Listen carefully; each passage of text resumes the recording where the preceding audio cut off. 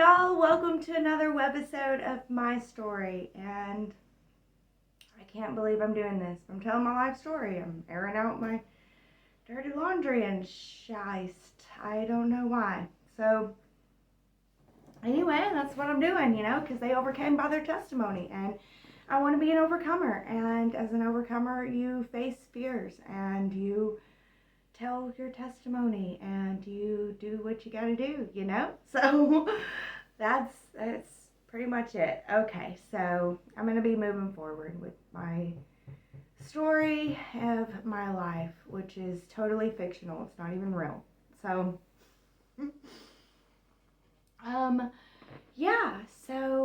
we were living at the deer camp place, and my husband Dave was going to college, and then he started going to school, and he was trying to find his spot in the world out of the military. And that was really difficult too, raising the kids, because I was very much of a peaceful parent type of parenting, and he was very, he treated them like they were soldiers, and girls are not soldiers. We had three little girls, and girls are not soldiers.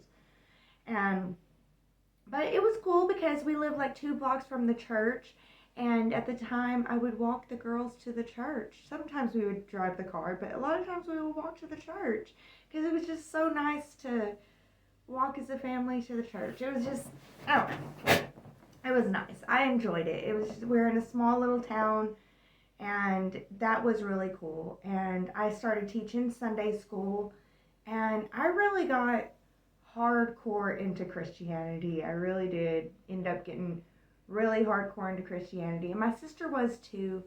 And I wanted to share with her, but she wanted to go to a mega church. So we would go to the mega church every now and then. But it was pretty cool. I got into, I've always had my addictions, basically, and I was addicted to video games. I don't know, I've always been addicted to video games. I get into video games, I really do. I love them, and they make me happy. So I'm addicted to smoking. I used to be addicted to smoking cigarettes really bad during this time. I'd smoke cigarettes all the time, and I would smoke marijuana. So I still smoke marijuana. But I no longer smoke cigarettes. And I still video game. I still get into my video games very in depth. So, but I can really get into these things so much so that I get angry if I don't have them, and I'm not the best mom. I'm not the best wife.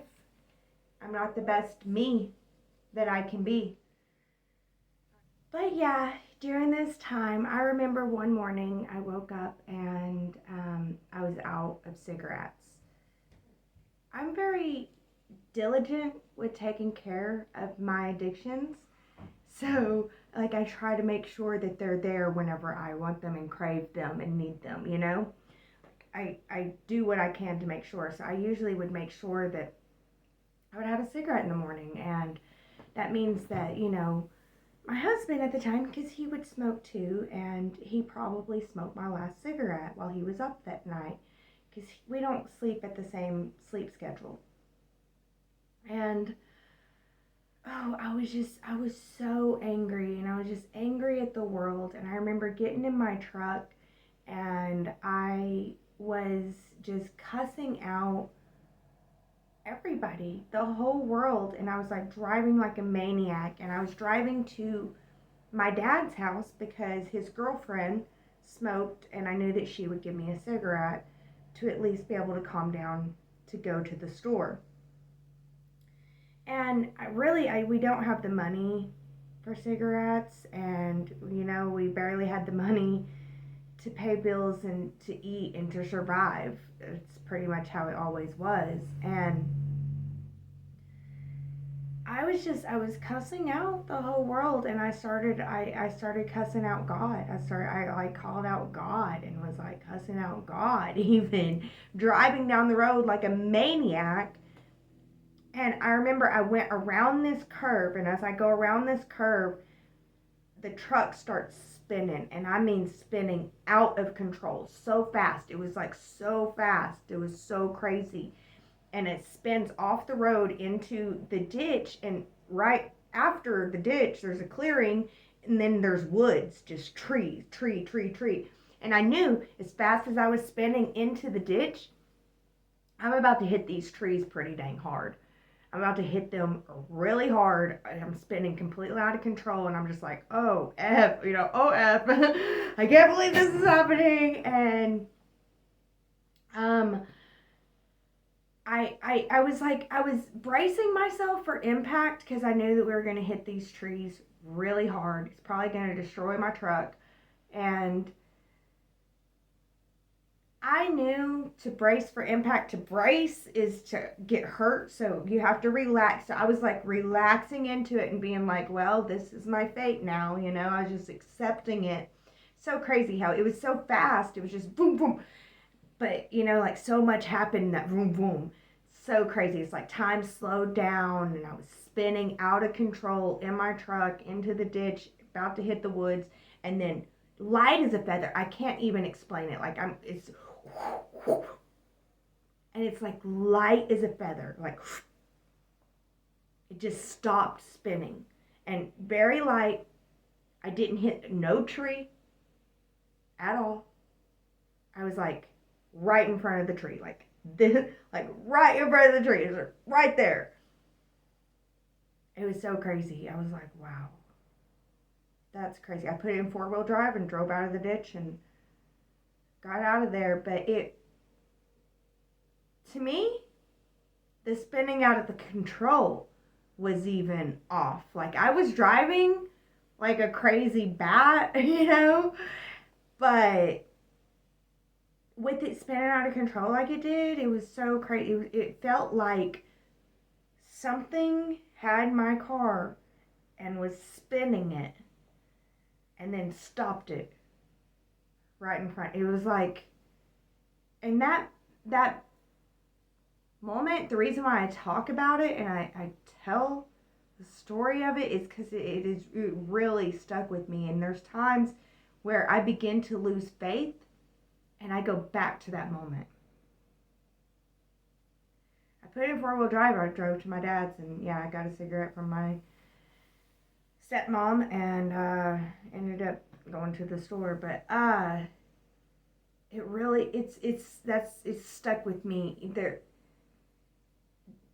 in that moment, it's undeniable. Something bigger than me, outside of me, is controlling this. I'm not in control.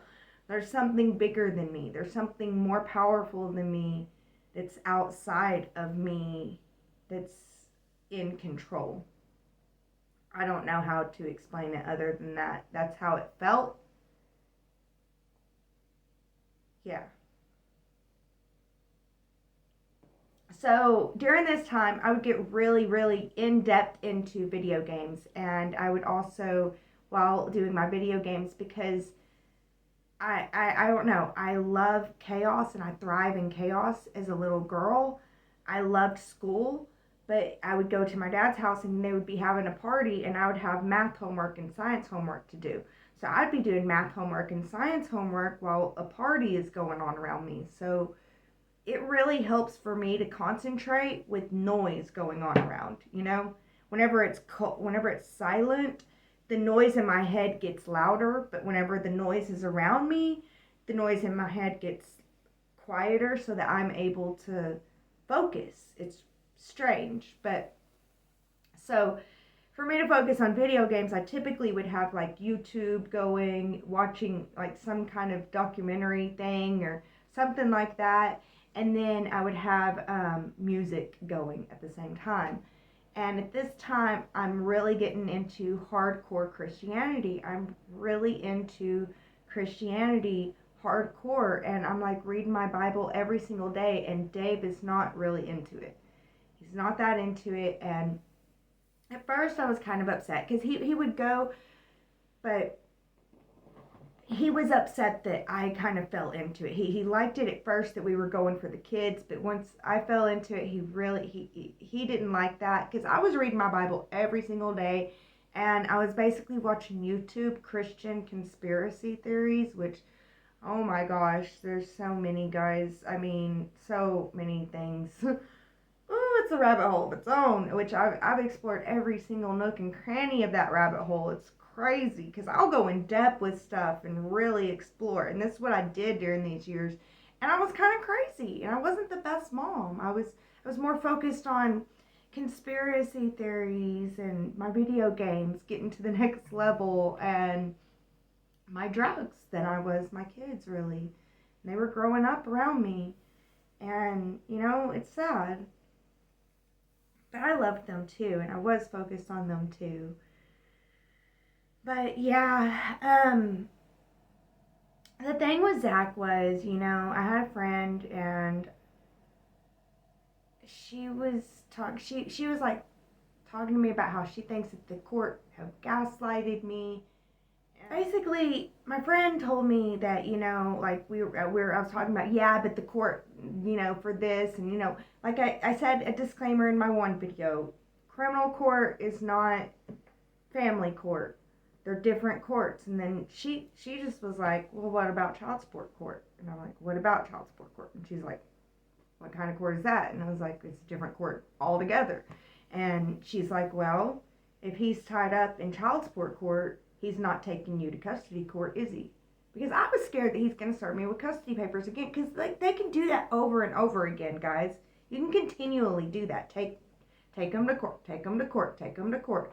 He could ensure that we stayed poor, broke forever. And it was scary for me that he would think that. And meanwhile, in the town that he grew up in down south, which I had a lot of friends that know more because they were believing him, he was walking around saying, poor me, she won't let me have the kids, because I told you I wouldn't like take them to him. He had to come get them. He would be like, I have to come get them, it's so poor me, she's alienating me. And he would say that I was a gold digger, telling everybody I'm a gold digger, that he has to pay so much. He was telling everybody he'd pay like $1,000 in child support. Well, my friend convinced me to go take him to child support court, and so I went to the child support office. And at this time, by the time my friend convinced me to take him to child support court, my oldest daughter was 11, and my middle daughter was 9. Okay, guys? Because I'm kind of jumping ahead here. But that's why I was like, for a good chunk of the years, I was scared of custody court, and I was trying to follow the guidelines. As I was strictly following them, and he wouldn't follow them, and then tell everybody that I was alienating and that I was in contempt of court. He'd be like, she's in contempt of court, and the court don't even care. That's what he would say. So I finally decided to take him to child support court, and whenever we got into child support court, it was found that he had been paying $70 a week on the oldest daughter and he was back. He had lots of back child support that he didn't pay. He owed me like $30,000. I think it was like $20,000 in back child support that he didn't pay for the oldest daughter at $70 a week. And then they found out that the middle daughter, he hadn't paid on her at all. 0. And so they were like, oh, well, and they asked me, do you want arrears? And of course I was like, yeah, I want arrears. The only reason why is because I want to stay out of custody court. And for me, where I can set him back in money is I can make sure that we're out of custody court. He focuses on child support. We'll stay out of custody court. That's kind of how I was viewing this once we got to that stage. And, yeah. Well, he ended up getting all the arrears thrown out, which I guess is understandable. And yeah, we found that he hadn't been paying on both of them, and so the amount went from 70 to 90 a week. So it wasn't a whole lot, but yeah. But let me rewind just a little bit here, because there was basically us living in that place and going to the church and everything, it was really nice. It was nice, but it was hard. It was tough. Dave and I were not on the same page in parenting at all, and that we would clash all the time with parenting. And it's so crazy because Dave and I, we agree on life purpose, we have the same values, we love and adore each other. It's just the parenting styles would clash so hardcore. He would try to undo what I was doing, I would try to undo what he was doing. And yeah, he would yell in the girl's face, and then I would tell him, it's okay, you don't have to listen to him. And I know that had to be confusing for them. And the girls, DHS would get called on us all the time. And he thought that it was Zach. Dave thought that it was Zach. I didn't think that it was Zach. I was like, I'm not quite sure that it's Zach. We had an ad litem from the courts, from the family custody courts. There's an ad litem he's like the speaker for the girls, so he would come and he hardly ever, he showed up twice. But when we had DHS over there a lot, because the girls, basically, I don't know how to explain this because we don't know about it until after it's been done, but I have to explain it to you like we knew. Like it seems like we knew. Okay, anyway. I had put the girls in counseling. So the girls that go to Zach's house were both in counseling. Not the one that stayed home with us. Not Dave's kid.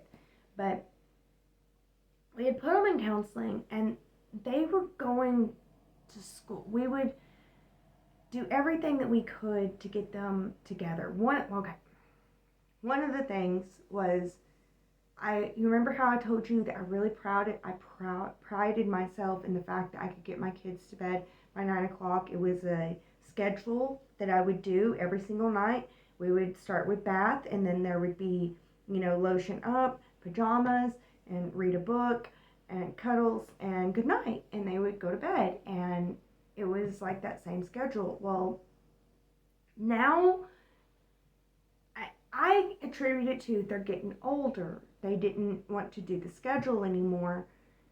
But my middle daughter would freak out at bath time. Just freak out and wouldn't want to do it. Because basically, as they got older also, I started letting the older one take her own bath. And then my middle daughter, and even the younger one, wanted her own bath. But my middle daughter didn't want her own bath. She was so scared. And like Dave's way to handle this is to yell at her and be like, get in the bath, go, get in the bath now, I'll scare you, I'll be scarier. My way to handle it is talk to her, let her know, hey, I understand that it's scary. What's so scary? She said, I think that there's, a man in the bath. I'm like, okay, we'll make sure that there's not. I'll be right outside the door the whole entire time. We'll take care of you. We'll get through this.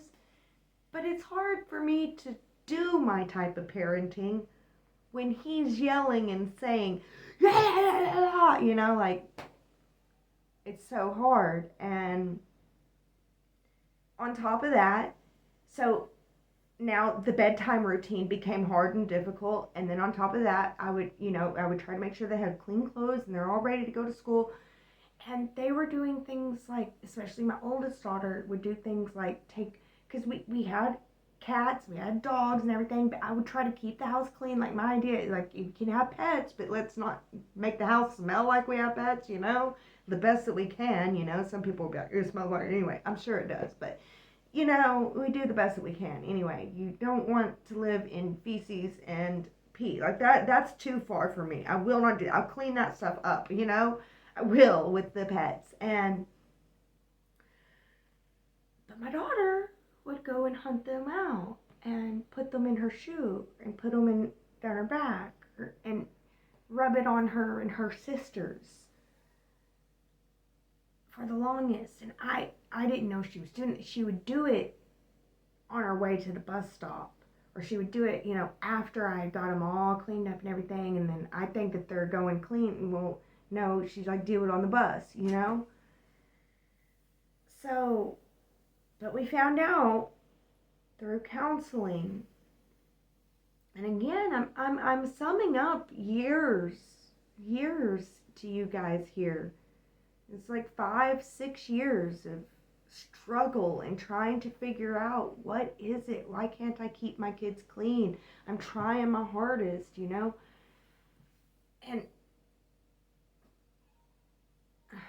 yeah, I'll get there. We found out through counseling that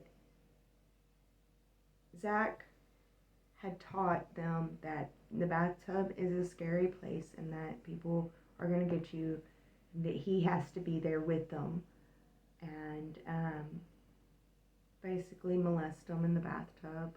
He would molest them, but they didn't realize that until they were even older. But that's what he was doing to make them safe. And Dave and I wouldn't sit with my middle daughter in the bathtub and molest her to make her feel safe. Instead, Dave would yell at her to get over it, and I would try to understand what she didn't understand yet. And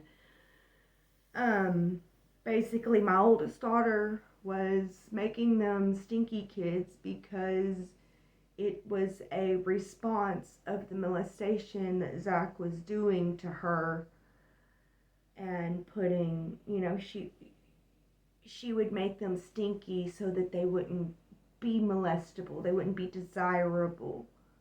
And she was doing that to her little sisters too, to protect them. And this is not stuff I'm brainwashing my kids to believe. And I talked to I was like, I'm not brainwashing them to do this. I'm doing everything I can to stop. She's like, I believe you. You've been gaslit by the courts. And this had to take 5-6 years of therapy, guys.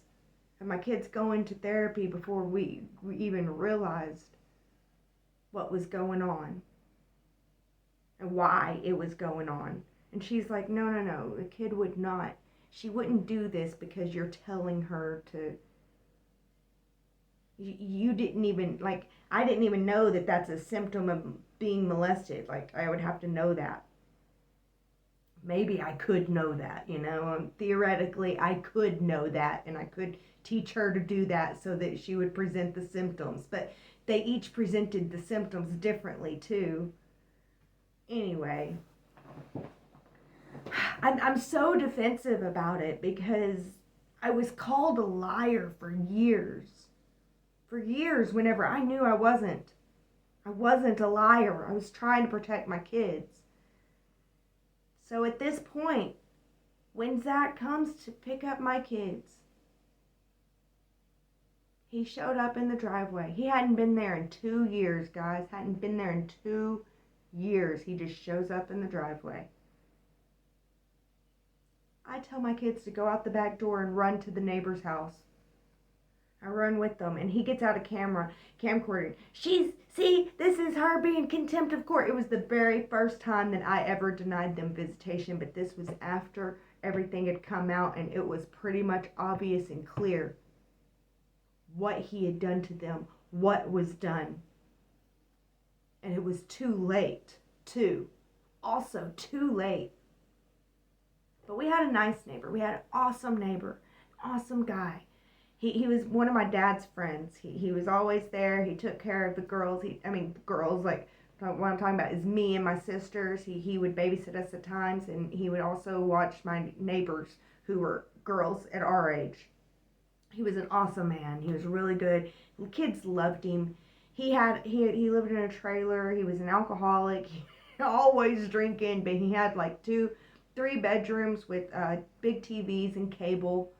And he was fine. If you wanted to go over there and cook anything you wanted, he was fine with it. He was just such a nice, loving, caring man. And he would come over to our house to mow our yard often.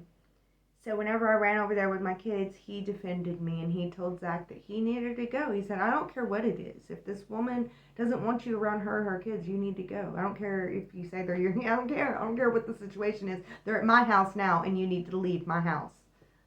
And Zach left.